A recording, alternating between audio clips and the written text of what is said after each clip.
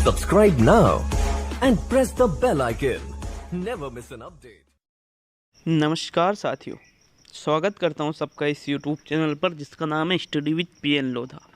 मित्रों, रीट एग्ज़ाम 2021 हेतु शिक्षण वीडियो का मॉडल पेपर नंबर 38 लेकर आया हूं। 38वां टेस्ट है साथियों।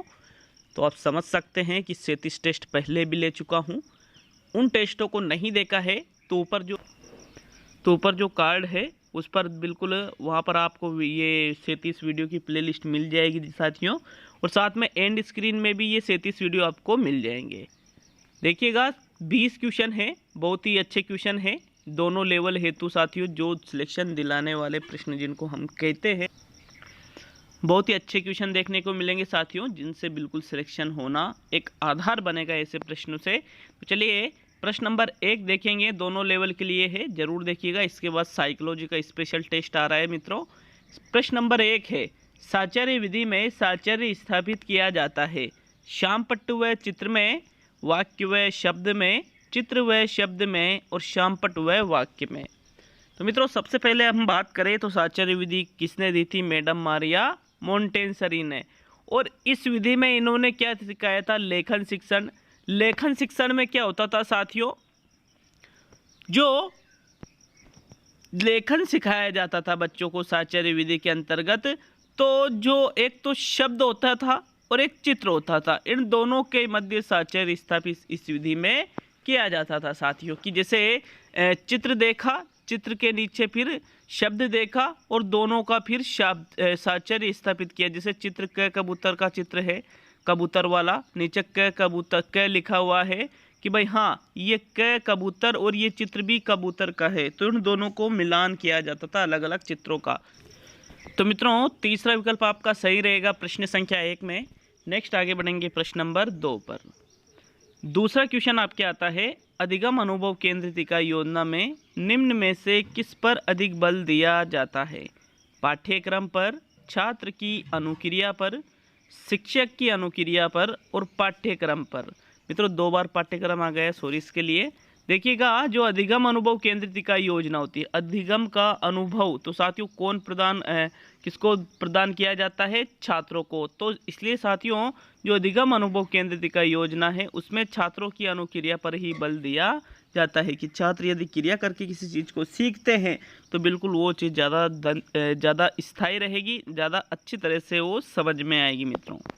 नेक्स्ट प्रश्न नंबर 3 पे आते हैं। तीसरा क्वेश्चन, शाखीय अभिकर्मित अनुदेशन सिद्धांत के प्रवर्तक है B.A. Skinner, Norman A Crowder, Thomas F Gilbert, Lawrence स्टोलुरो।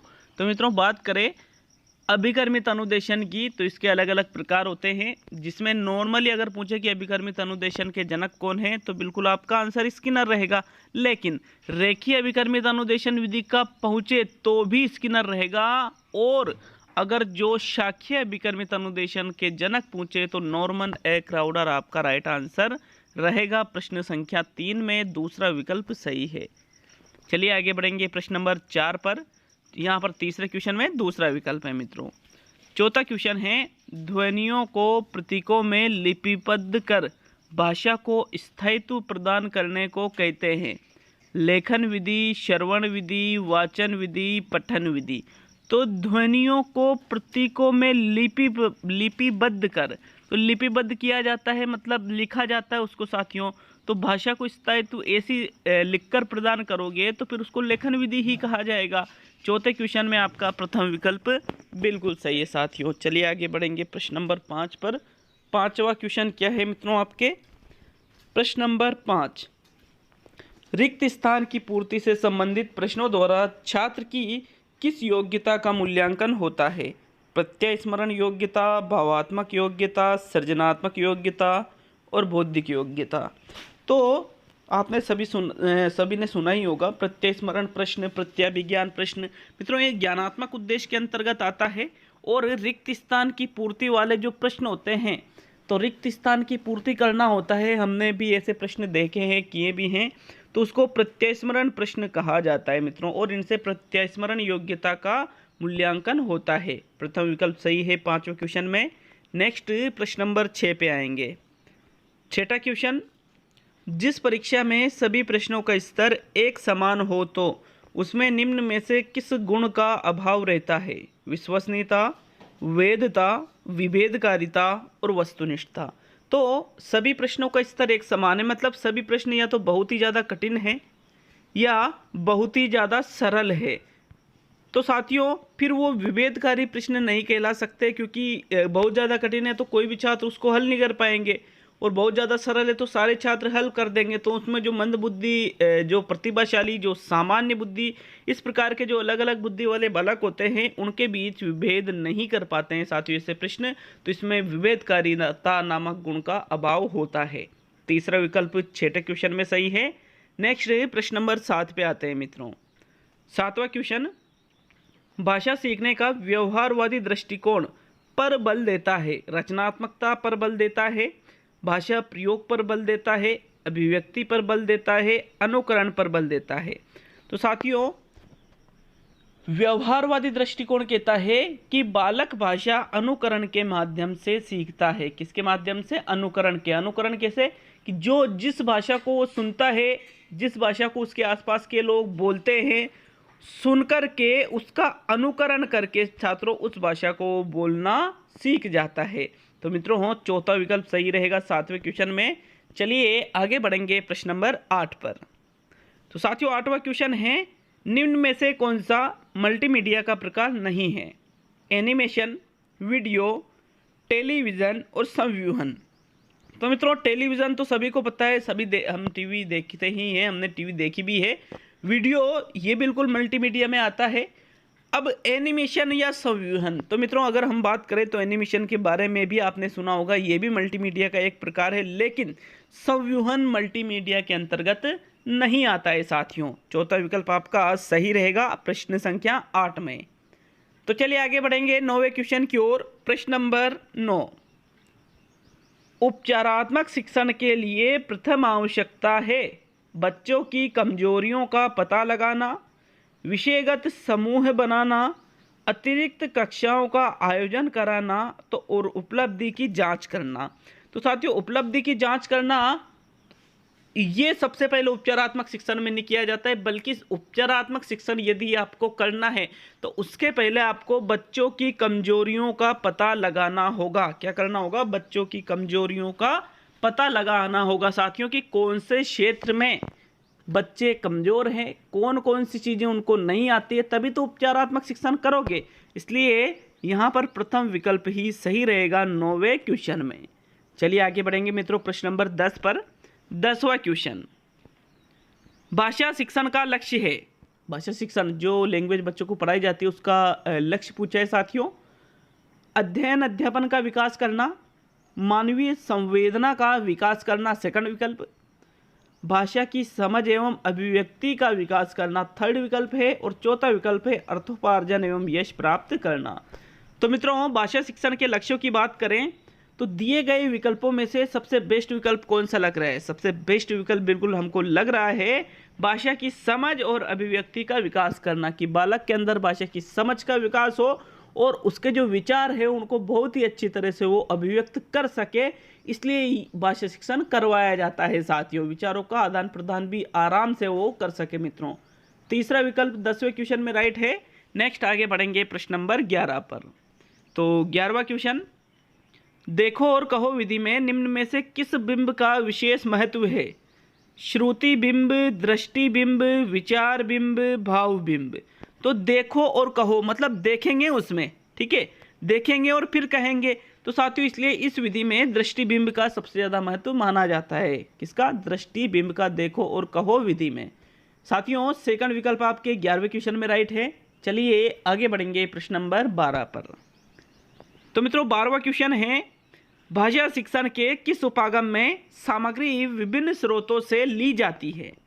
काल क्रमिक उपागम में, प्रकरण उपागम में, सह संबंध उपागम में और सम्मिश्रण उपागम में। तो मित्रों भाषा शिक्षण का वह उपागम जिसमें सामग्री विभिन्न स्रोतों से हम लेते हैं उसको कहा जाता है सम्मिश्रण उपागम। सम्मिश्रण मतलब अलग अलग चीज़ों का मिश्रण। मिश्रण का मतलब क्या हुआ भाई? अलग अलग चीज़ों का मिश्रण, अलग अलग चीज़ें जिसमें मिली हो। तो मित्रों इसमें विभिन्न जो स्रोत हैं, अलग अलग स्रोत, वहाँ से सामग्री यदि लेते हैं तो उसको सम्मिश्रण उपागम के अंतर्गत ही रखा जाता है। चौथा विकल्प आपके प्रश्न नंबर 12 में सही है साथियों। नेक्स्ट प्रश्न देखेंगे प्रश्न नंबर 13 को। तो मित्रों प्रश्न नंबर 13 आपके आता है, ये देखिएगा 13वां क्वेश्चन। मापन के क्षेत्र में सर्वप्रथम लिखित वस्तुनिष्ठ परीक्षण का निर्माण किसने किया? होराशमैन ने, राइस ने, स्टीफेन एम कोरे ने और कोलियर एवं लेविन ने। तो साथियों प्रश्न संख्या 13 का राइट आंसर दीजिएगा।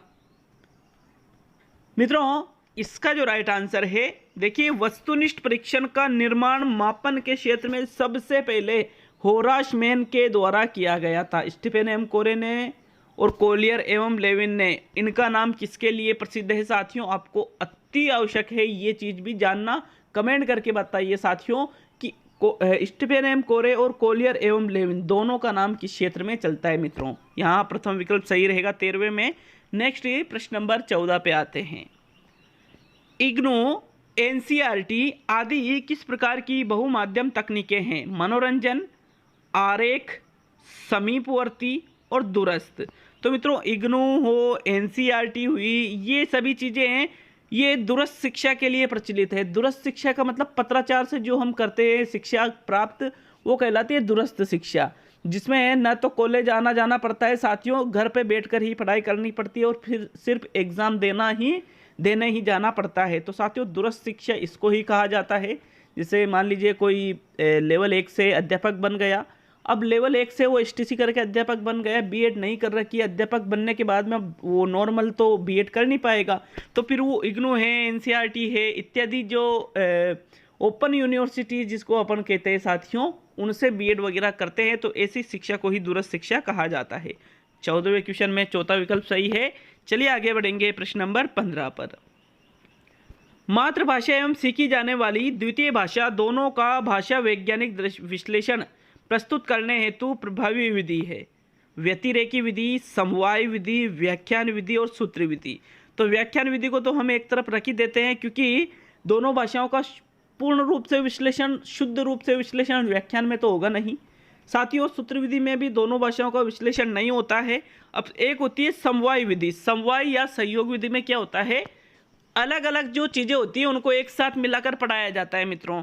लेकिन जो मातृभाषा होती है, जिस भाषा को बालक बोलता है, और जो सीखी जाने वाली सेकंड लैंग्वेज उसकी होती है, दोनों का यदि वैज्ञानिक विश्लेषण प्रस्तुत करना है तो व्यतिरेकी मतलब एक से अधिक, तो साथियों ये विधि सबसे ज़्यादा बेस्ट होती है। 15वें क्वेश्चन में आपका प्रथम विकल्प सही है साथियों। चलिए आगे बढ़ेंगे प्रश्न नंबर 16 पर। ऐतिहासिक खोज विधि के प्रवर्तक है जेरोम एस ब्रूनर, किलपेट्रिक, हल और केली। तो साथियों ऐतिहासिक खोज विधि के प्रवर्तक किसको माना जाता है या कौन है वास्तव में? साथियों ऐतिहासिक खोज विधि का निर्माण जेरोम एस ब्रूनर के द्वारा किया गया था। ऐतिहासिक खोज विधि की बात है ये खोज विधि की नहीं है। डायरेक्टली अगर यूँ पूछे कि खोज विधि के प्रवर्तक कौन है, तो खोज विधि के प्रवर्तक में आपको ब्रूनर नहीं करना है, फिर आर्मस्ट्रॉन्ग आपका राइट आंसर रहेगा साथियों। लेकिन ऐतिहासिक खोज विधि पूछे तो फिर ब्रूनर आपका राइट आंसर रहेगा। चलिए आगे बढ़ेंगे साथियों प्रश्न नंबर 17 पर। निम्न में से संकल्पना मानचित्र का अन्य नाम कौन सा है? मानस मानचित्र, दृश्य मानचित्र, शब्द मानचित्र, ज्ञान मानचित्र। तो साथियों जो संकल्पना मानचित्र है उसको मानस मानचित्र के नाम से भी जाना जाता है। विकल्प नंबर 1 सही है 17वें क्वेश्चन में। चलिए नेक्स्ट प्रश्न नंबर 18। साथियों 18वां क्वेश्चन है, निम्न में से कौन सी एक तकनीकी परीक्षण की विशेषता नहीं है? वैधता, विश्वसनीयता, व्यापकता, मितव्ययिता। तो साथियों एक जो तकनीकी परीक्षण होता है उसमें वैधता का होना भी आवश्यक है, उसमें विश्वसनीयता का होना भी आवश्यक है, उसमें व्यापकता का होना भी आवश्यक है, लेकिन उसमें मितव्ययिता जैसी कोई भी चीज़ नहीं बताई गई है। मितव्ययिता को तकनीकी परीक्षण की विशेषता नहीं माना जाता है, अतः यहाँ पर आपका चौथा विकल्प सही है। साथियों व्यापकता का, वैधता का, विश्वसनीयता का अर्थ तो आप सभी जानते ही होंगे। बात करें अगर व्यापकता की तो संपूर्ण पाठ्यक्रम से क्वेश्चन लेना ये व्यापकता है। वैधता की, तो जिस उद्देश्य के लिए परीक्षण बनाया गया है यदि वो उसकी पूर्ति करे तो वो वैधता है। बात करें विश्वसनीयता की, तो अलग अलग परीक्षकों द्वारा एक ही छात्र के उत्तर की जांच करने पर भी यदि परीक्षा परिणाम समान आए तो वो होती है विश्वसनीयता। लेकिन यहाँ चौथा विकल्प सही है, मितव्ययिता, क्योंकि ये कोई विशेषता ही नहीं है। चलिए आगे बात करेंगे प्रश्न नंबर 19 की। शब्द विचार मंथन सबसे पहले इनके द्वारा प्रस्तुत किया गया था, ओशबर्न, जॉनसन, कुक और जेरोमेस ब्रूनर। तो साथियों शब्द विचार मंथन सबसे पहले ओशबर्न के द्वारा प्रस्तुत किया गया था। इनका पूरा नाम है साथियों अलेक्स एम ऑशबर्न। इनके द्वारा ही सबसे पहले शब्द विचार मंथन दिया गया था। अब अंतिम और 20वां क्वेश्चन पे आएंगे साथियों। प्रश्न नंबर 20, कौन सी विधि में अध्यापक वन मैन शो का रूप ले लेता है? वन मैन आर्मी का तो नाम सुना ही होगा आपने, ऐसे होता है वन मैन शो। तो साथियों वन मैन शो व्याख्या, अनुमानी, परियोजना या प्रायोगिक, सभी ने देखा होगा कि जो व्याख्यान विधि है उसमें अध्यापक व्याख्यान प्रस्तुत करता रहता है और सब उसको सुनेंगे, सभी, कोई कुछ नहीं बोलेगा, सिर्फ वही व्याख्यान प्रस्तुत करेगा। तो साथियों इसमें अध्यापक ही यूँ मान सकते हो आप कि वन मैन शो इसको कहा जाता है। वो जो समझाएगा वो ही आप सभी के समझ में आएगा। तो मित्रों यहाँ पर आपका जो प्रथम विकल्प सही है, वो जो प्रथम विकल्प है व्याख्या वाला, वो ही सही है प्रश्न नंबर 20 में। तो ये 20 क्वेश्चन शिक्षण विधियों के टेस्ट नंबर 38 का हो चुके हैं। इसके बाद में साइकोलॉजी का टेस्ट आ रहा है, बहुत ही शानदार। शानदार क्यों? क्योंकि पिछला जो पैटर्न था 2018 वाला, उससे मिलते जुलते प्रश्न है, वो प्रश्न नहीं है, उससे मिलते जुलते उनके जैसे ही प्रश्न है साथियों। तो बहुत बहुत धन्यवाद, मिलते हैं अगले वीडियो में।